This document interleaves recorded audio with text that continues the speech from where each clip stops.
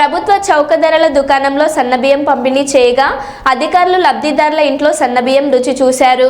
మందమరి పట్టణంలోని 1 జూన్లోని పొన్నగంటి సుగ్నా లింగయ్య దంపతుల ఇంట్లోకి వెళ్లి రెవెన్యూ అధికారులు మధ్యాహ్నం సన్నబియ్యంతో వండిన భోజనం చేశారు.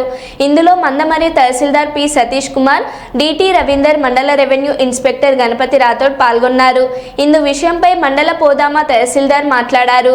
ప్రభుత్వం ధనికులు తినే సన్నబియ్యం పేద ప్రజలకు అందించాలనే లక్ష్యంతో సరఫరా చేయనున్నందున కార్డుదారులు సకాలంలో చౌక ధరల దుకాణంకు వెళ్లి బియ్యం తీసుకొని మరియు ఎలాంటి ఆపేక్షణలు ఉన్నచో అధికారుల దృష్టికి తీసుకురాగలరని లబ్ధిదారులకు తెలియజేశారు.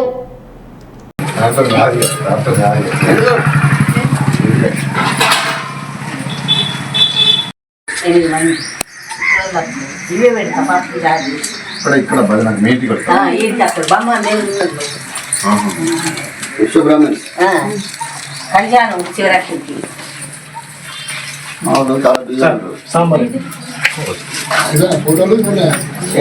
ఎన్ని